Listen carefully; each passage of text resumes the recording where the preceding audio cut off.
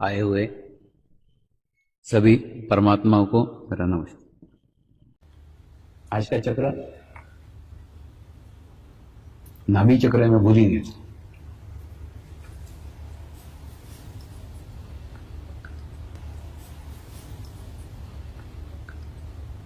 नाभि चक्र का संबंध आपके सेटिस्फेक्शन से, आपकी तृप्ति से, आपके समाधान से।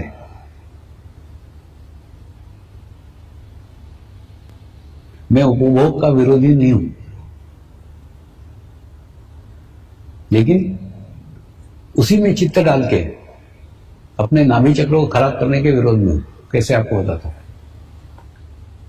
जैसे मेरे को कार खरीदना है, मेरे को कार खरीदना है, ऐसे 2 साल तक तुम सोच रहे हो, लेकिन कार नहीं ले पा रहे हो, तो उससे क्या होगा? तुम्हारे अंदर एक अतृप्ति निर्माण हो जाएगी, और 2 साल में अतृप्ति निर्माण होने के बाद में अतृप्ति का स्वभाव बन जाएगा। 2 साल बाद तुम मारुति कार खरीद भी लोगे तो भी तुमको लगेगा नहीं, ये तो छोटी है, फिर और बड़ी होना चाहिए। बड़ी भी लोगे और बड़ी होना चाहिए, और बड़ी होना चाहिए।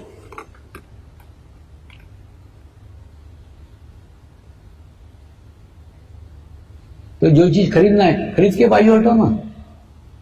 उसके बारे में खूब सोचो मत, विचार मत करो, मेरे को मिलना चाहिए, मिलना चाहिए, मिलना चाहिए। ऐसा जितना सोचोगे तुम्हारा नाभि चक्र उतना पकड़ेगा। नाभि चक्र जितना पकड़ेगा उसके दुष्परिणाम तुम्हारे नाभि चक्र पे आएंगे।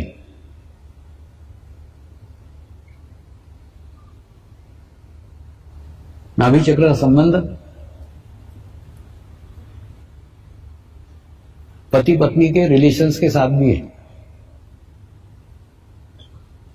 कई पत्नियां मेरे को अपने पति की कंप्लेंट करते रहती है, पति ऐसा है, पति वैसा है। मैं उन पत्नी को बोलता हूं, तू उसको छोड़ दे, तू तेरा ध्यान कर, तू तेरा ध्यान करेगी वो ऑटोमेटिकली सुधर जाएगा। या कई लोग पत्नियों की शिकायत करते हैं, उनको बोलता हूं तू उधर चित्त मत डाले, उसको सुधारने में तेरी बिगड़ने के चांसेस है। तुम अपने पार्टनर को सुधारने का कोशिश ही मत करो, कोशिश करोगे तो तुम भी बिगड़ जाओगे। सबसे आसान तरीका है, तुम ध्यान करो, मेडिटेशन करो। पति पत्नी का संबंध यूट्यूब तरीका है। साइंस के लैब में यूट्यूब रहती नहीं, उसके अंदर अगर 100 ग्राम पानी डालो तो 50 ग्राम पानी दूसरे ट्यूब में चला जाता है। तो उसी प्रकार से पति पत्नी का संबंध यूट्यूब जैसा है। एक का स्थिति हो गया तो दूसरे का स्थिति ऑटोमेटिकली हो जाएगा। तुम उसको सुधारने की कोशिश मत करो, अपने को सुधार लो, दूसरा सुधर जाएगा। कैसे? मैं आपको 2 उदाहरणों से समझाता हूं।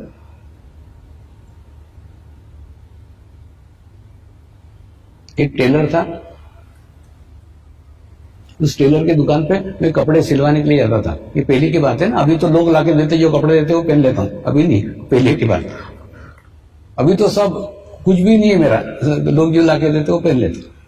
तो वो दुकान पे जाता था, तो वहां पे उसकी स्त्री भी खड़ी रहती थी, उससे भी नमस्कार चमत्कार होता था। और उसके बाद में एक दिन वो सेंटर पे आई और आकर के रोने लग गई। मैंने बोला क्या हो गया? तो बोली, मैंने बोला तेरा पति तो कितना सज्जन है, एकदम सभ्य आदमी लगता है मेरे को तो। बोले स्वामी जी वो दिन में सज्जन है, रात में दुर्जन है। मैंने बोला क्या हो गया? अच्छा बोला था।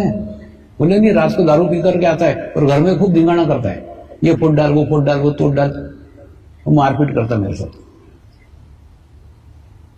तो क्या करूं? ये मेरी समस्या है। मैंने उसको कर, एक काम कर, तू नियमित ध्यान करना चालू कर दे, नियमित मेडिटेशन करना चालू कर दे, तेरी प्रॉब्लम दूर हो जाएगी। तो बोले मैं ध्यान करूंगी, पति की शराब छूट जाएगी। मैंने क्या, बिल्कुल स्टैम्प पेपर पे लिख के देता हूं, मेरे को छूट जाएगी।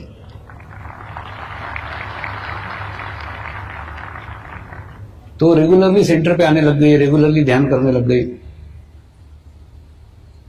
45 दिन तक ध्यान नहीं किया, अनुष्ठान पूर्ण किया।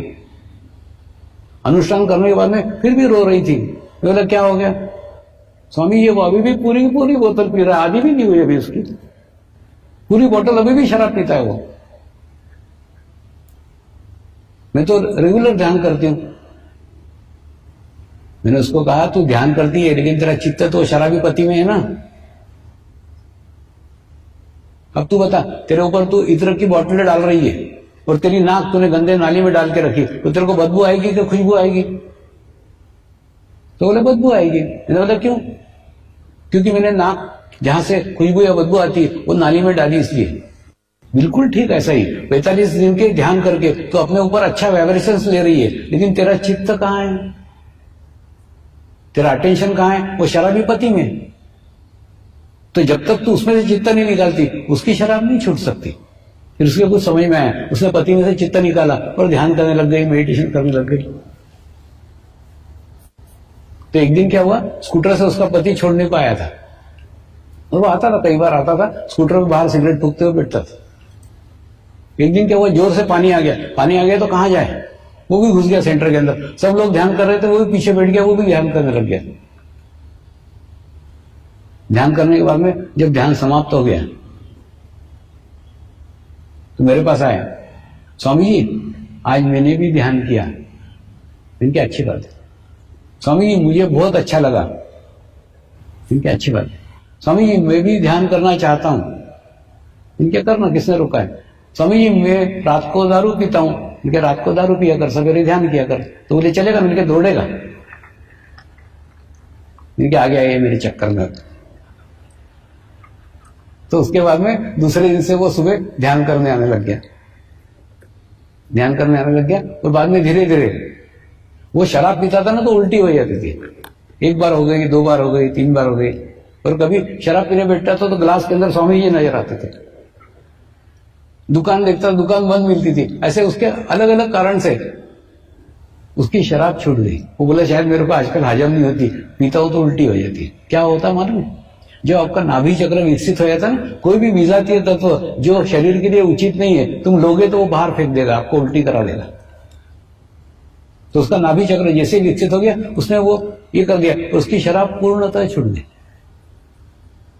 माने पत्नी ने ध्यान किया तो पति की शराब छूट गई। पत्नी ने पति को सुधारने का कोशिश नहीं किया, खुद अपनी स्थिति अच्छी की तो उसकी स्थिति ऑटोमेटिकली बदल गई। उसको बदलने की आवश्यकता ही नहीं है।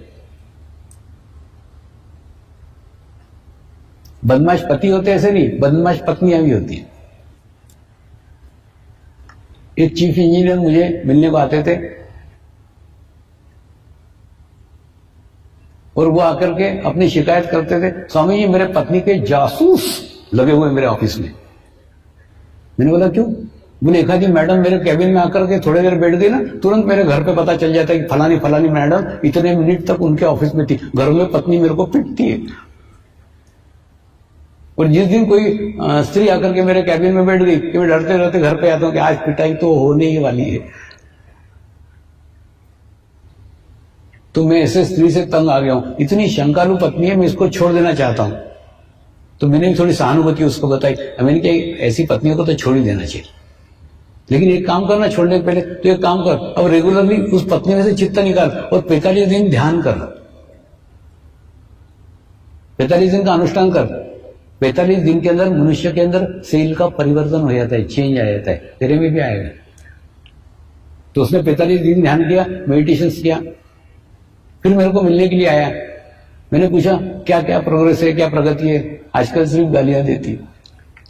मैंने पहले पिटती थी, आजकल प्रोग्रेस है, सिर्फ गालियां देती, आजकल कुछ नहीं करती। लेकिन जब हमने वो स्थान छोड़ा, वो जगह छोड़ी, तो उसकी पत्नी भी मिलने को आई थी, स्वामी जी मैं भी ध्यान सीखना चाहती हूँ, मैं भी मेडिटेशन सीखना चाहती हूँ। तो इसलिए अपने पार्टनर को सुधारने का कोशिश मत करो, कोशिश में तुम्हारे बिगड़ने के पूरे पूरे आसार है। अगर अपने पार्टनर को सुधारना चाहते हो तो उसमें से चित्त निकालो और अपना स्थिति इतना अच्छा करो, इतना अच्छा करो कि ऑटोमेटिकली उसका स्थिति भी अच्छा हो जाए।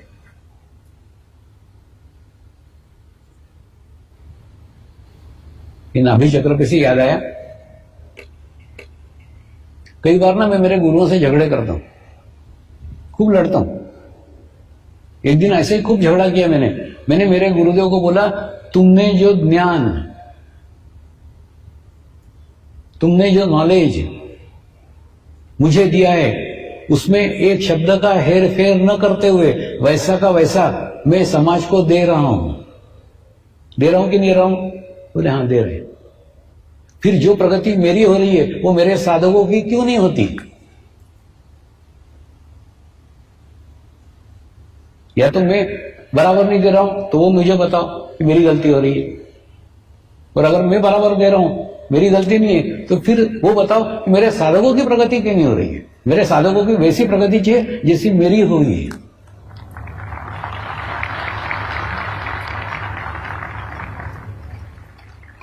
इसलिए मैं झगड़ा करता हूं।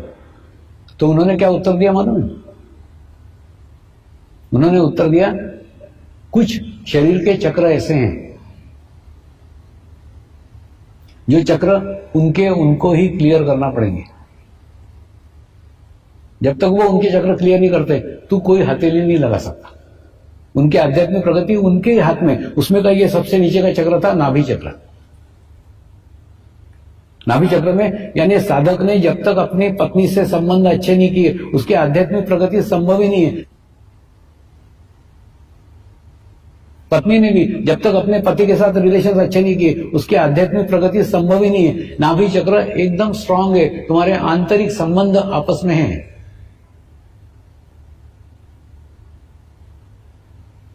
तुम्हारी आध्यात्मिक प्रगति उसके ऊपर डिपेंड है तुम्हारा पत्नी के साथ कैसा रिलेशन है, पत्नी तुमसे खुश है कि नाराज है,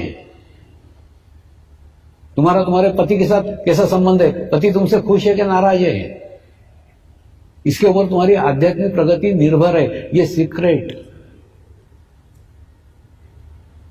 ये रहस्य गुरु ने मुझे समझाया। अब साधकों के पत्नी से रिलेशंस कैसे, वो तो तू क्या कर लेगा, वो तो उसको ही उसको ठीक करना पड़ेंगे ना। साधिका के अपने पति से कैसे रिलेशन है वो तो उसको ही ठीक करना पड़ेगा ना, तू क्या कर लेगा? वो तेरा क्षेत्र ही नहीं है, तू उसमें दुखी मत हो, तू कुछ नहीं कर सकता उसमें।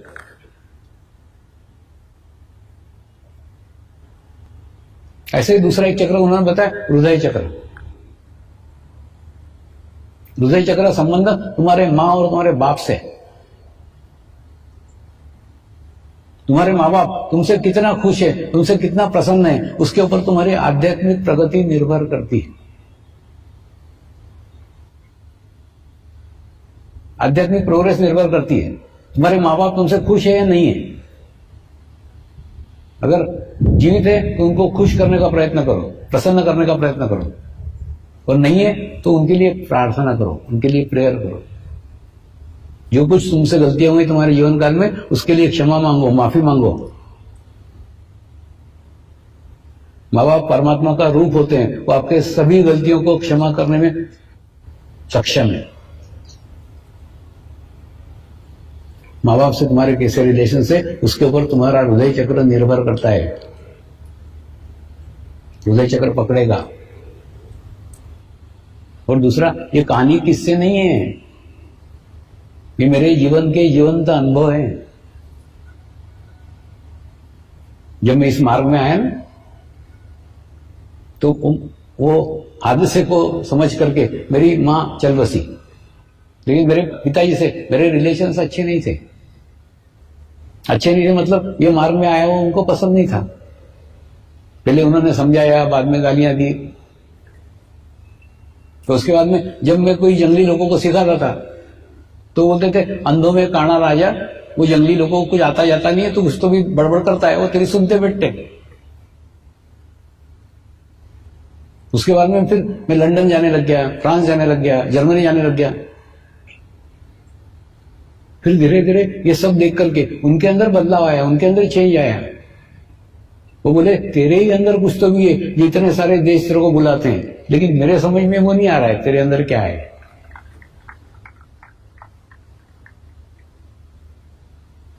उनकी अभी 3 साल पहले मृत्यु हुई, लेकिन मृत्यु के 3 साल पहले स्थिति ये थी कि मैं उनको पिताजी करके नमस्कार करता था, वो गुरु करके मेरे को नमस्कार करते थे। मैंने जो बाप जीवन भर विरोधी रहा हो,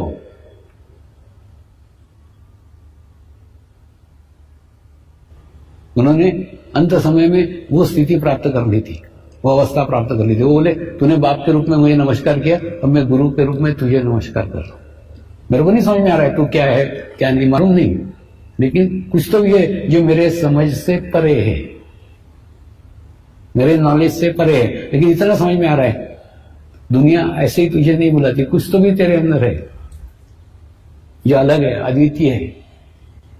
कई बार होते ना, कई घटनाएं होती थी, जैसे आजकल के बच्चों को पतंग उड़ाना नहीं आता, तो मेरे को वो बोलते थे, अरे उनको मालूम था मैं खूब पतंगबाजी करता था पहले, तो बोले अरे आजकल के औलादों को पतंग उड़ा के दिखा था जरा, तो मस्त मैदान में आकर के पतंग उड़ा के दिखा रहा था उनको, सब बच्चों को दिखा रहा था। लोग भी बोले क्या बुढ़ा पतंग उड़ा रहा है। और पिताजी मेरे को बोले अब ये पतंग उड़ा रहा है, ये मेरा लड़का है, या ये 2-2 लाख लोगों को शिविर में लोगों को प्रवचन देता है, वो मेरा लड़का है। मैंने बोला पतंग उड़ा रहा है तुम्हारा लड़का है, प्रवचन दे रहा है वो और कोई है, वो माध्यम है किसी का, लड़का ये तुम्हारा है, जो पतंग उड़ा रहा है तुम्हारा लड़का है।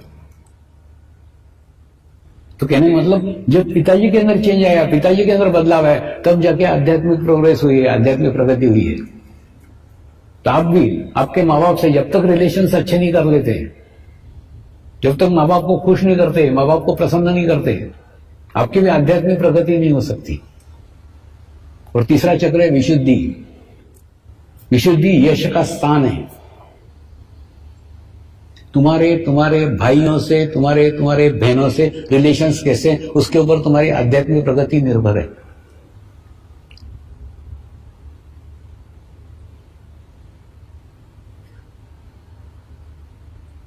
अब ये साधकों को ही ठीक करना पड़ेगा ना।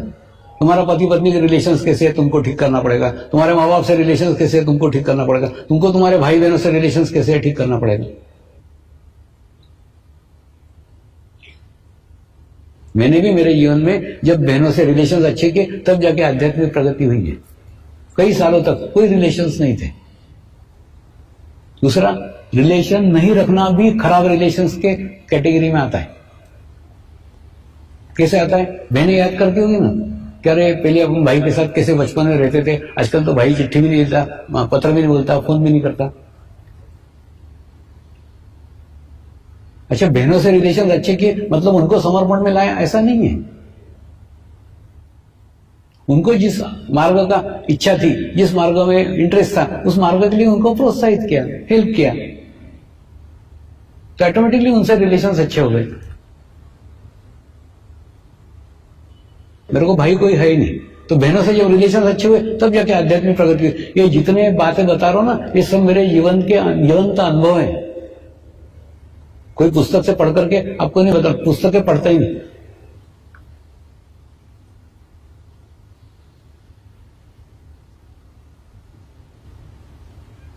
तो मेरे गुरु ने कहा, साधक ये अपने रिलेशन जब तक अच्छे नहीं कर सकते तब तक तू कुछ नहीं कर सकता। तू क्या कर सकता है उसमें?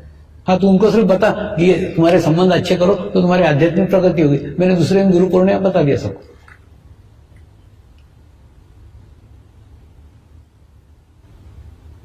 लेकिन मेरी शुद्ध इच्छा है, जैसी मेरी स्थिति है वैसी सबकी स्थिति हो।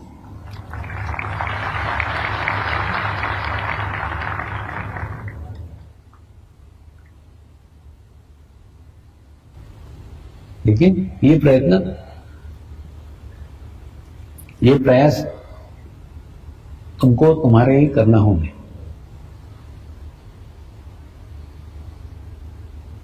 दूसरा, आध्यात्मिक प्रगति के लिए हमारे भारतीय संस्कृति में कई ऐसे माध्यम दिए गए हैं जिनके द्वारा हम हमारी आत्मिक प्रोग्रेस कर सकते हैं। लेकिन उन मार्गों से हम आज विमुख हो गए। जिस प्रकार से उनका अवलंब करना चाहिए वैसा अवलंब नहीं करते। उसमें का एक मार्ग है पूजा। अब आपके दादाजी को, नाना जी को पूछो ना, पहले के समय में पूजा घर का मुखिया करता था, घर का जो प्रमुख व्यक्ति है वो पूजा करता था। लेकिन आजकल वो प्रमुख व्यक्ति को समय ही नहीं है, टाइम ही नहीं है। वो अपने धंधे में, अपने नौकरी में लगा रहता है, उसको पूजा करने को टाइम ही नहीं रहता। तो वो क्या करता है, पत्नी पे डाल देता है। पत्नी भी आजकल नौकरियां करने वाली है, उनको भी टाइम नहीं रहता है। वो क्या करती है, अपने कॉलेज जाने वाली लड़की के ऊपर डाल देती है, तू कर। कॉलेज जाने वाली लड़की को भी टाइम नहीं रहता, उसको बहुत दूर कॉलेज रहता है, वो अपने और छोटे जो 10वीं में भाई है उसके ऊपर डाल देती है कि तू पूजा कर। 10वीं वाला भाई उसका अभ्यास रहता है, तो वो और छोटे अपने 5वीं वाले भाई के ऊपर डाल देता है कि तू पूजा कर। वास्तव में पूजा मन की एकाग्रता करने का माध्यम है। क्रमबद्ध तरीके से, लयबद्ध तरीके से पहले रेशमी वस्त्र पहनना और मन में भाव लाना कि मैं ये परमात्मा के लिए कर रहा हूं। फिर चंदन घिसना, और चंदन घिसते समय भी ये पूर्ण भाव रखना ये मैं परमात्मा के लिए कर रहा हूं।